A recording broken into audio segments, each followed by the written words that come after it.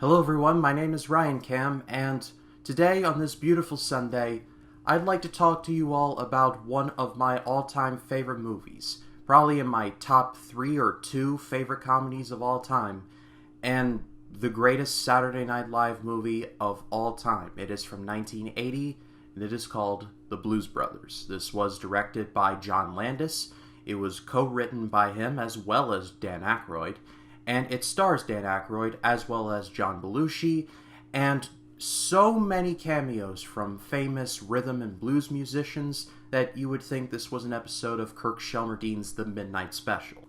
I've wanted to talk about the Blues Brothers for so long now because it's a movie that I watch at least once a year, and it never gets old for me. Even though I know exactly what's going to happen, I am so excited for whatever does happen, because this movie is damn near perfect in my opinion. But first, before diving into the movie, I want to talk about how this act, The Blues Brothers, was created. It was the brainchild of legitimate friends Dan Aykroyd and John Belushi. They came up with the act while they were both cast members on Saturday Night Live. This was when Saturday Night Live was just getting off the ground, and I'm pretty sure the Flintstones were watching it. I'm 33.3% kidding, but basically this was in the late 70s when SNL was just really getting started and picking up steam. This was when Chevy Chase was doing Gerald Ford is uncoordinated jokes. Aykroyd, Belushi, and SNL bandleader Howard Shore, yes, the guy who created the music for this awesome trilogy, came up with the idea over a shared love of music, specifically rhythm and blues music. The Blues Brothers would become one of the first recurring bits on the primordial stages of SNL. The act got so over that the movie rights to it were just a complete bidding war that was just bought by Universal, edging out Paramount by like this much. Even though Aykroyd and Belushi wanted the movie to be made, there was a bit of a hiccup. Aykroyd had really never worked on a movie before, and even though he co-wrote the screenplay, he had never even seen a screenplay, let alone written one. And that's where director John Landis came into the picture. There was even a connection between Belushi and Landis, as Landis had directed Belushi in a little movie called National Lampoon's Animal House. We all know what that is. And so add in Landis into this to create this triangle of terror, and you've got the Blues Brothers as we know it. And while it was received kind of modestly upon its release, it has since gained a massive following. And it's one of the earliest movie memories for me. This was just straight up contraband for me to watch. I remember my dad giving me a warning I'm going to show you this movie, but you cannot repeat any of the dialogue in it. You got it? And yeah, I totally understand why now. This was the first true blue rated R movie that I ever watched, and it's one of my favorites to this day. So, with all the grandstanding and hot dogging out of the way, let's get into the Blues Brothers, shall we?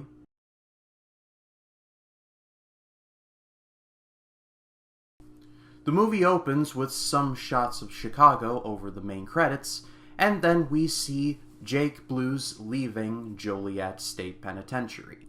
We see one of our first cameos of this movie, director and actor Frank Oz. Yes, the voice of Yoda, and yes, the director of many a movie that you've probably heard of. Unironically, one of my favorite lines in this movie is when this prison guard is giving Jake all of his stuff back and is repeating it back to him in just such a deadpan manner. One Timex digital watch, broken. One unused prophylactic. One soiled. One black suit jacket. One pair of black sunglasses. One hat. Black. He all caps it off with, "Sign here." And Jake just leans over the line and marks it by saying just simply, X. During this whole period, we don't see Jake's face, and we don't see Elwood's face, until this one moment where the music begins to build, and then we hear, dun dun, and we see Jake's face, and then we hear a dun dun, we see Elwood's face, and then one big crescendo of dun dun, and they both give each other a hug, and we transition into the song She Caught the Katy, which is sung by Belushi himself, and yeah, he was a pretty good singer. We immediately get the dynamic of these two off the bat. Elwood is the straight man, and Belushi is very much the comedy guy. It's very much like an Abbott and Costello type of dynamic, but it really works, and it goes double for the fact that Aykroyd and Belushi were legitimately good friends in real life. Aykroyd is a star in this movie. If you just know Dan Aykroyd for being a humble vodka salesman, in his day, he was one of the best straight men in all of comedy. You really get it in this first scene of Jake and Elwood together, where Jake is ranting about this new car and how it's a piece of crap, and then, when this bridge starts to raise up, Elwood's like, alright, I'll show you. He drives around, he guns it, and he clears the bridge. And all Jake's response is, alright, it's got some get up and go. Then Elwood lists off its attributes like it's a fighting game or something. It's got cop tires, cop shocks. It was made before catalytic converters, so it'll run good on regular gas. Is it the new Bluesmobile or what?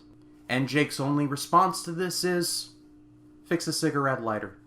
Next scene, we go to St. Helen of the Blessed Shroud Orphanage, where Jake and Elwood grew up.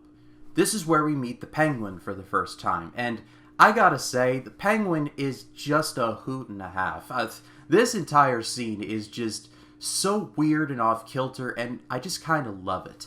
In this orphanage, there's this massive, crucifix, this model of Jesus Christ on the cross. And even with, his eyes, rolling back into his head. It's kind of disturbing, especially for me as, a practicing Roman Catholic. Seeing this, I was just like,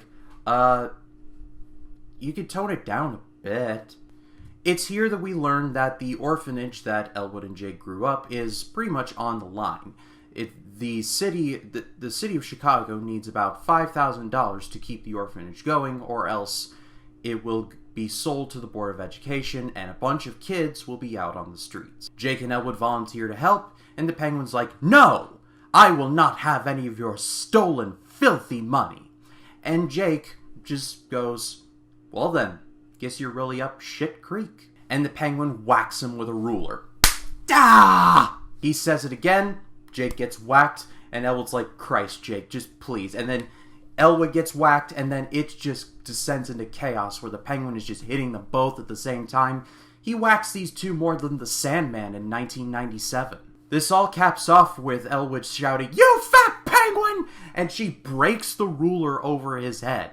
Elwood runs out and then he leaves, and Jake is not so lucky. They're sitting in these desks, and Jake can't get out of the desk, and he falls down these stairs while stuck in this desk. It's a wonder, John Belushi or the stuntman didn't, break something.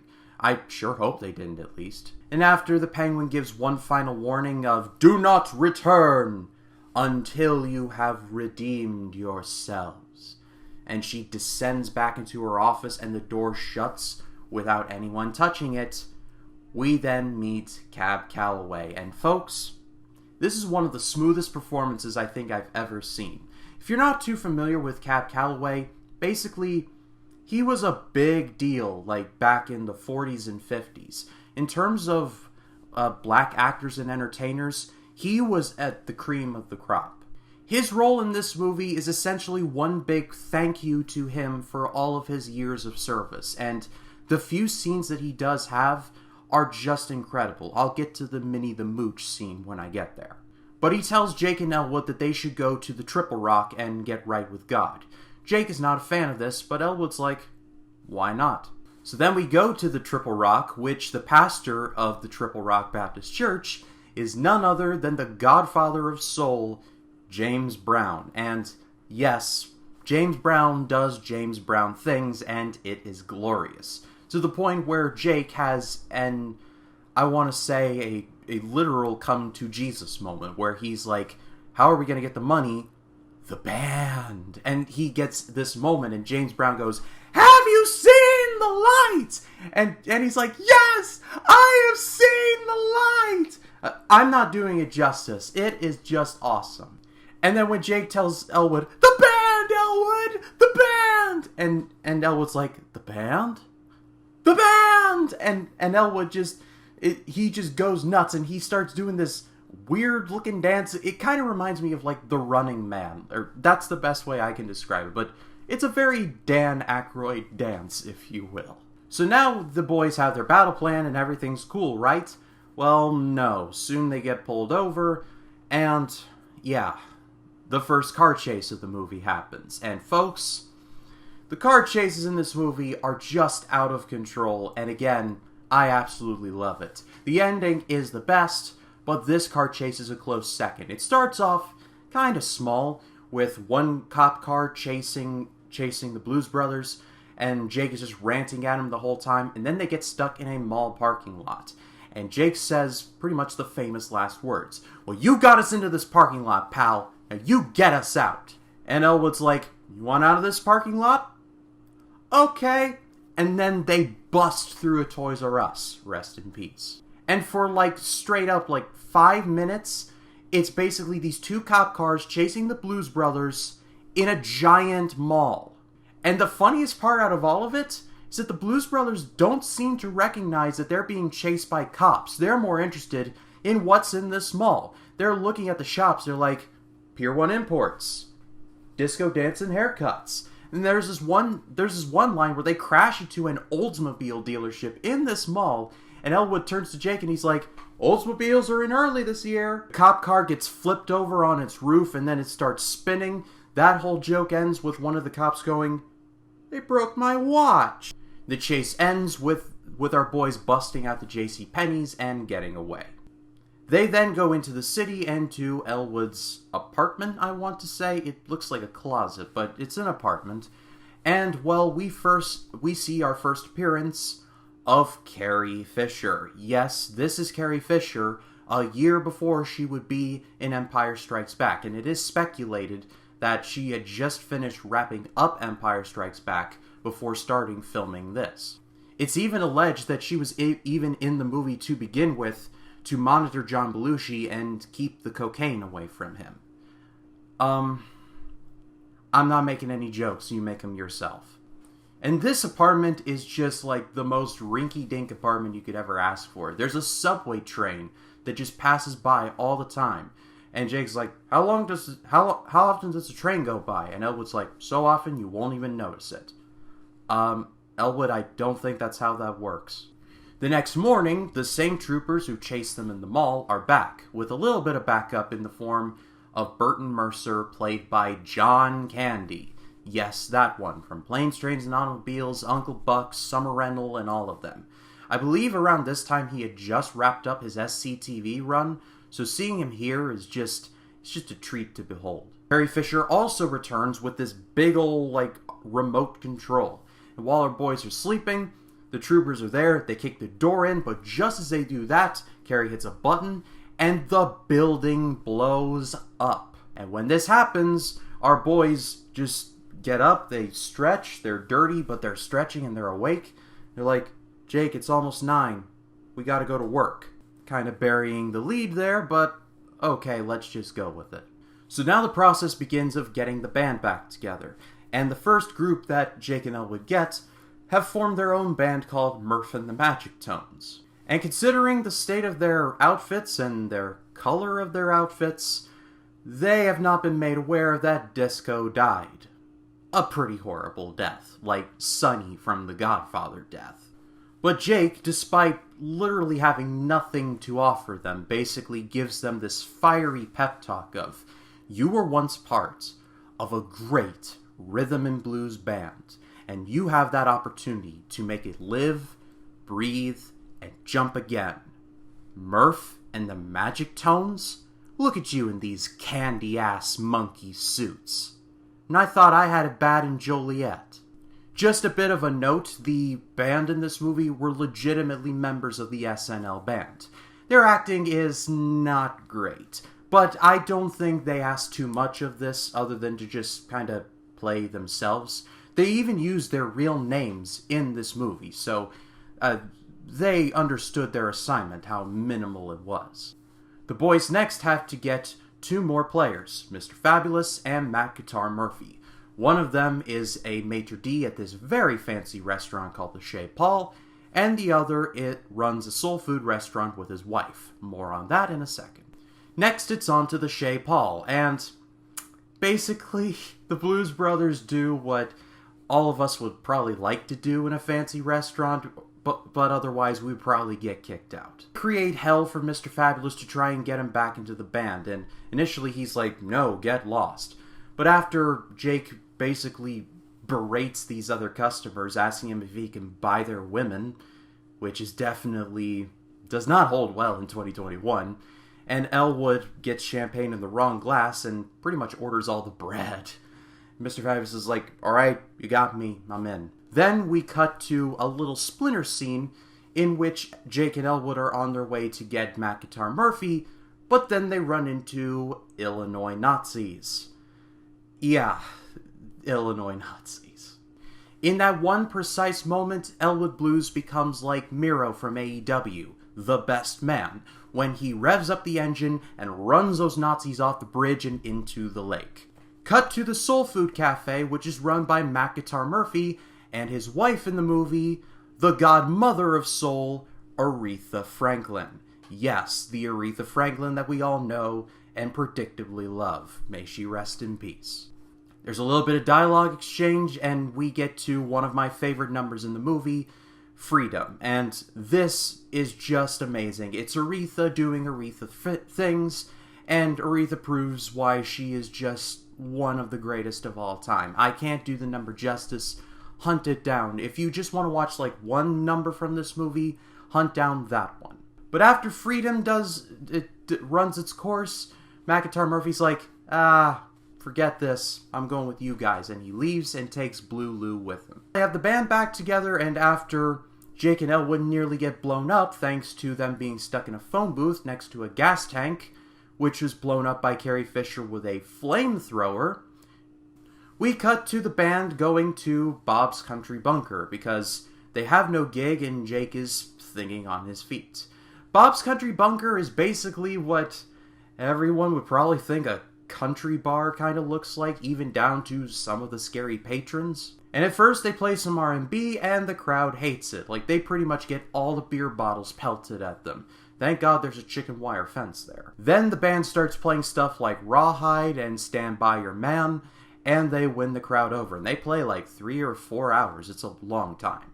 Little do they know that they ran up a pretty big bar tab, and so they get paid $200, but they drank $300 worth of beer, so the band has to scoot.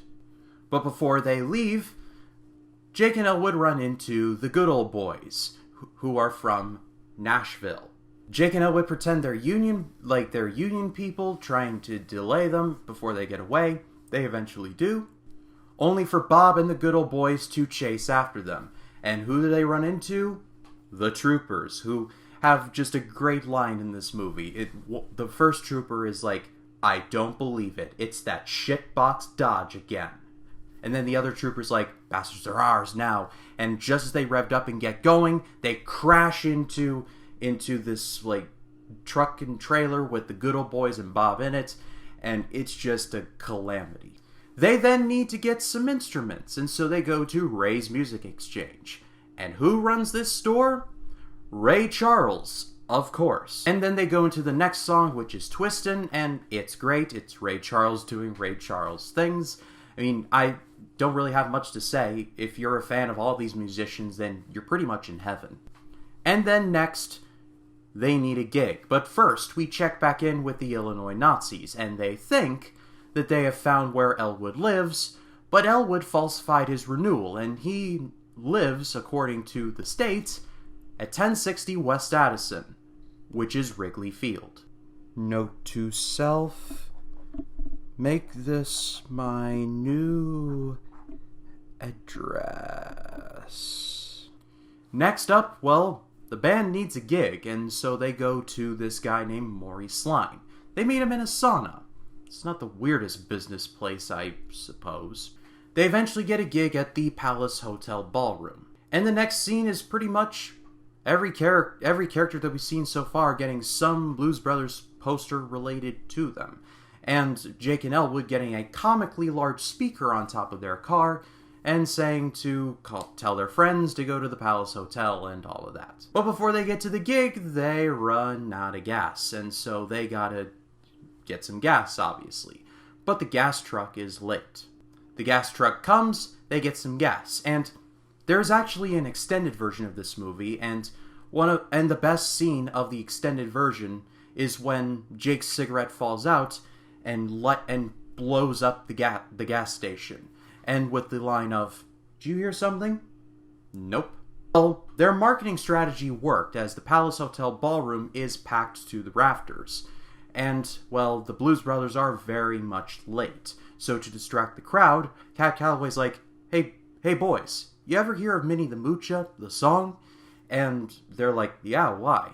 And then Cab goes, hit it. And then they sing Minnie the Moocher. And this whole number is just awesome. It's Cab Calloway doing his thing. He's got a white tuxedo on. It's just phenomenal. The band is great. The music is just awesome. It's just the whole Minnie the Mooch number is just unbelievably good. The brothers get there and they tear the house down after the whole Minnie stuff. They sing the song "I Need You," and that whole song is awesome. They cap it off with "Sweet Home Chicago," which basically means it's their cue to leave, because not only have the good old boys shown up, but the cops are there as well, because they're pretty much the most wanted men in Illinois at that point. And as they're about to run, they run into this studio executive who's like, "Hey, I want to sign you guys. Here's 10 grand as an advance." And that's more money than they need. So Elwood and Jake are just like, "Okay, here's this amount. Give this to Ray's Music Exchange, Calumet City. Give the rest to the band." Because all they need is $5,000 to get it to the Cook County Assessor's office. So they get out through this stage door, and they run into Carrie Fisher. They finally caught up to each other. And this whole scene, in any other movie, would just feel completely out of place, but seeing as though Carrie Fisher has been on them for so long, it just works. Carrie Fisher is pissed. She's pissed, pretty much. And because Jake and her were supposed to get married, and, well, that never happened. And Carrie Fisher's character basically lays out this scenario of her father used her last favors with this person, that person, this group, the limos, cake, and everything like that. She caps it off with, "And so, for the good of mankind, I must kill you and your brother." And Jake, who has been just this super, composed guy throughout, is just like, "Oh God, please don't kill us! Please don't kill us! I was late! I had a flat tire! I didn't have enough money for cab fare! There was an earthquake!" Carrie Fisher is not buying this in the slightest, until Jake takes his sunglasses off. Context: the entire time in this movie, Jake and Elwood have never taken their sunglasses off. For any reason. Not even in the sauna. It's like their superhero disguise, if you will. You see Jake's eyes for this one lone scene. He just whips them off and he's like, as like a sign to Carrie to be like, "For me, baby, come on." And Carrie Fisher's heart just melts. She's like, "Oh, Jake, I'm sorry." And then Jake breaks her heart and shoves her down in the sewer. Because this is all happening in a sewer, and he just looks to Elwood and he's like, "Let's go." And Elwood's like, "Sorry." And then next, the chase scene. The rest of this movie is just one big chase scene. To give some context as to how big this whole scene is, well, this movie held the record for the most cars destroyed until 2009, when G.I. Joe: The Rise of Cobra, of all movies, beat their record for the most cars destroyed. This whole chase has several stages. It starts out with them just on the highway, and Elwood says, "Jake, I gotta pull over." And he tears off the highway, goes through the grass, and gets onto the next one. It's not so easy for the cops, and they just do like a 20-car collision with each other. It's crazy. And then the troopers who have been chasing after the Blues Brothers these whole time with Burt and Mercer just spin out of control, and they crash into this trailer truck. And Burton Mercer's like, let me see the radio? Yeah, this is a... Hey, boys, what car is this? And one of them looks at him and he's like, 5-5. And then Mercer's like, car 55. Yeah, we're in a truck. John Candy was a treasure. Then you hear through cop communications, you're like, any deadly force used against the Blues Brothers has been approved. So the gloves are off, pretty much. But Elwood and Jake, they just trudge on through. This car is just seemingly indestructible. Going 90 miles an hour, 100 miles an hour through the streets of Chicago, like going so fast that even the Dark Knight is like, guys, chill. After they lose the next round of cops, the Blues Brothers get chased by the Illinois Nazis. And the death, or I don't want to say death, but like the ending of these Nazis are just so funny because the main Nazi car goes off of this bridge extension and they just get launched into the air and they're just falling, and literally like 30 seconds before they hit the ground, one of the Nazis turns to the main Illinois Nazi and he says, I have always loved you. And then the main Nazi turns around and he's like, what the fuck? And then boom, they go into the concrete. Boy, what a last line before they enter into hell, am I right? Jake and Elwood eventually get to the Cook County's assessor's office and they are firmly on the run, to the point where the National Guard has been called in to stop these two guys. One of the straight up funniest scenes in the movie is literally when Jake and Elwood are in this elevator and like the most inoffensive like elevator music ever is playing, like do do do do do do do do do do. And while that's happening, just all these cops and firefighters and National Guardsmen are just all after them. They're just in one big cluster, just going after these two guys. So the two get to the office finally, and the officer is left for lunch.